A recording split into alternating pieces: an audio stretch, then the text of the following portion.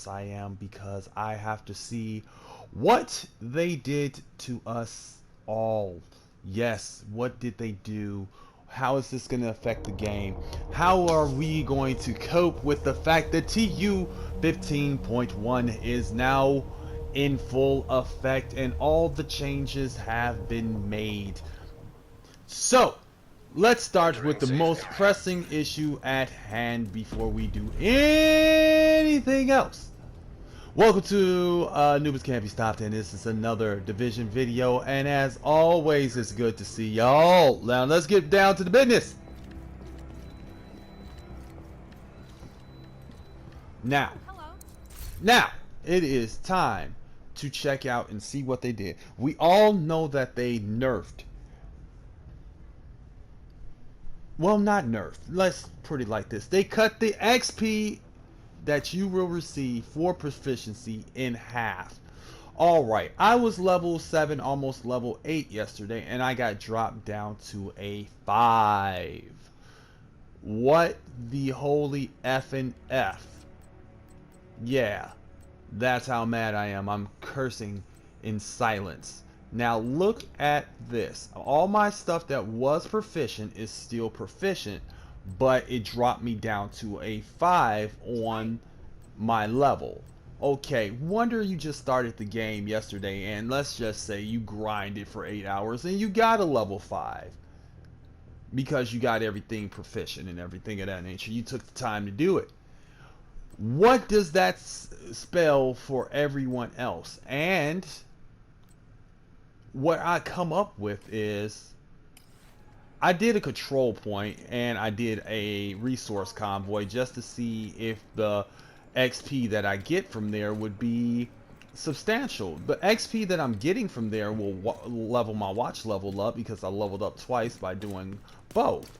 Okay, and it took me about 10-15 minutes or so because you know I run solo sometime, even though this is Can't Be Stopped CBS. Yes, it is my new clan and we are on. But the most part of this thing is I'm really upset about it because for simple fact is it's for the new players.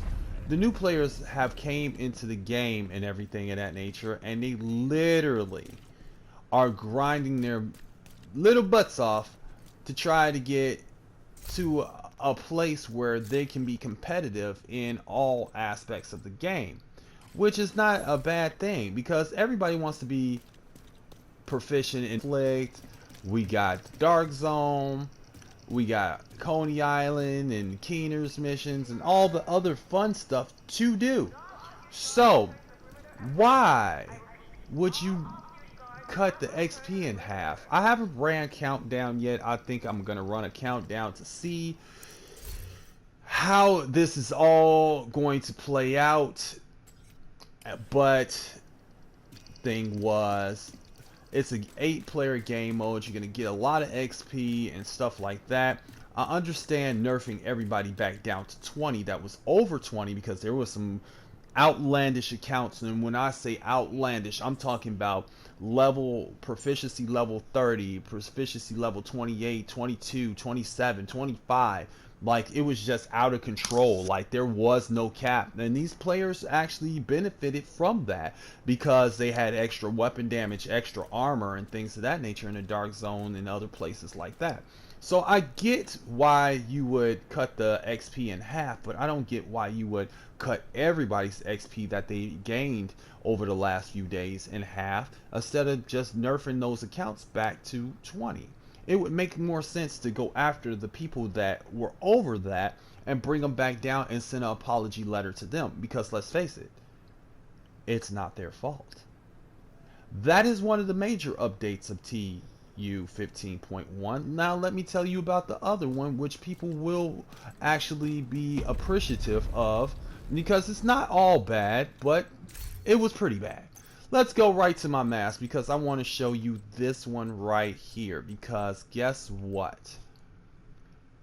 The chill out is back, ladies and gentlemen. Yes, the chill out is back and it is in full effect, and you can get this now to drop out of an named item cache or any named item cache that you get, or it could pop out of your weekly when they give you a named item. When you do the resources, donate the resources, you'll probably get this as a named item. And you look here, the Healer Guard armor bonus is back, ladies and gentlemen. Yes, it is. That 5% Healer Guard bonus is back. So, we are going to have a new PvE build coming up that I wanted to show out if we had that I've been working on for a while. I've been working on it for a while. I've held on to it. I was tight-lipped about it and everything of that nature, and I'm going to show it all. Love this build in PvE. I guarantee you are going to have a friggin' blast. Okay, that is one good thing. The Healer Guard named item, which was a holiday event item, is back in rotation in named item caches. And if you want to know how to get named item caches, one, you can come right here and buy them as many times as you like until you get the mask that you want. All right, or you can go to your projects, and if you do this project right, let me see, where is it at? Aha, there it is, right here. You'll get a named item and an exotic cache. So, boom. If anyone gets it out of that, please let me know.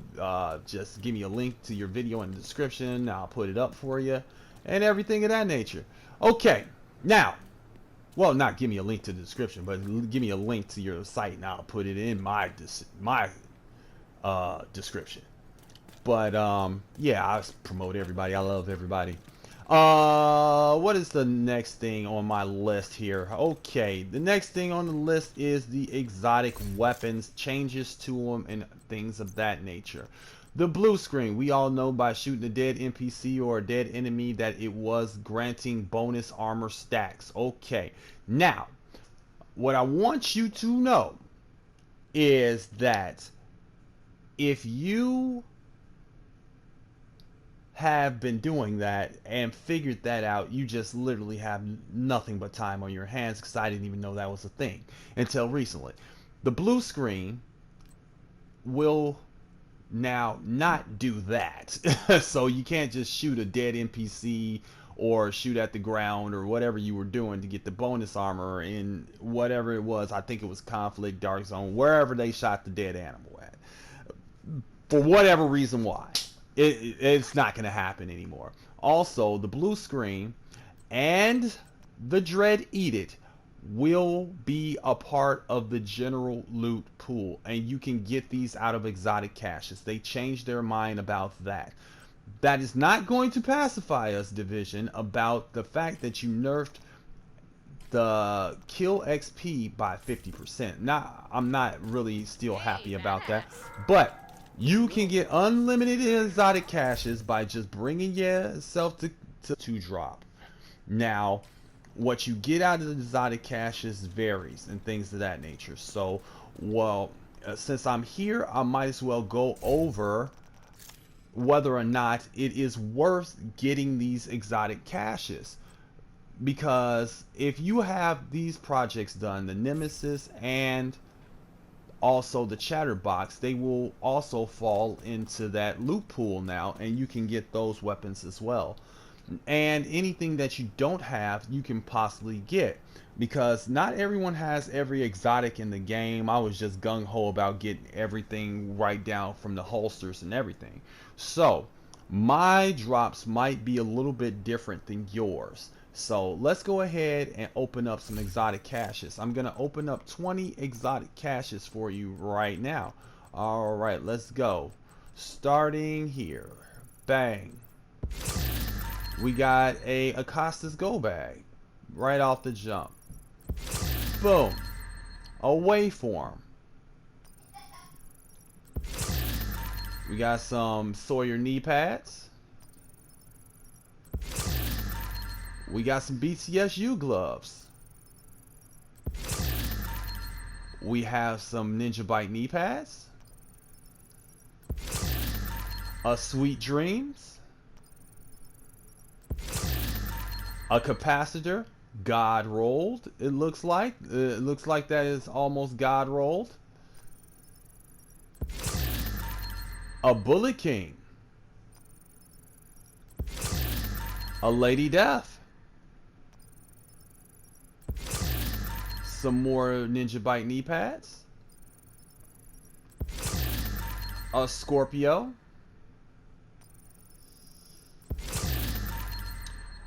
A Coyote's mask. Another Scorpio. The Dodge City holster, baby. Another Waveform. Another Bullet King. A Pestilence. A Backfire. A Coyote's mask.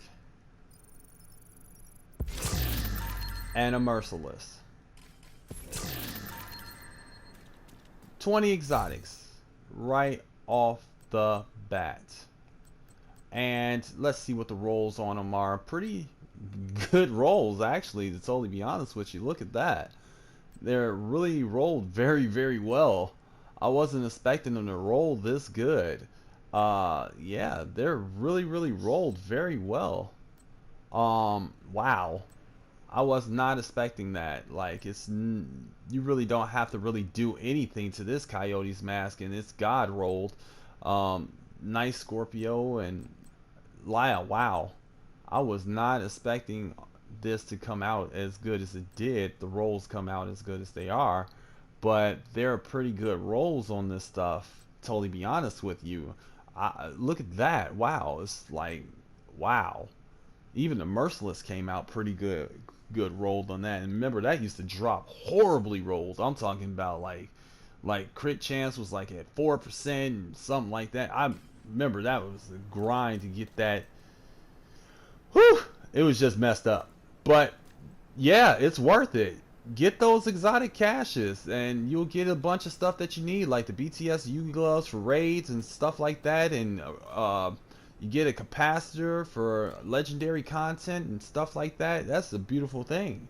And you get to have this big giant red emblem just standing right there with a bunch of exotics in a circle. It just looks real cool and dope. So everything that has happened and transpired, I have finally let you all know about all of it. I appreciate you all coming out and hanging with me. Let's nerf the NPCs division and stop nerfing gear sets and weapons and stuff like that. Bring back some of the old weapons and rework them, like the Merciless, and maybe even put some more stability on the Dread Eat It. I know people were crying about the Lady Death. I don't feel like it should have ever been nerfed. People were crying about the Eagle Bearer. I don't feel like it ever should have been nerfed. Those are my rants, and that is my opinion. Now, I understand there are players that do not have those weapons, but you can get them. Also, Division, think about a matchmaking, because the countdown is successful because of the matchmaking. Make the other raids a little bit less strenuous and able to matchmake, and then we can have people to be on the same playing level, because not everybody is going to carry every player through a raid to get those exclusives. But this is your boy Anubis Can't Be Stopped, and as always, I'll see you in the Dark Zone and in PvE.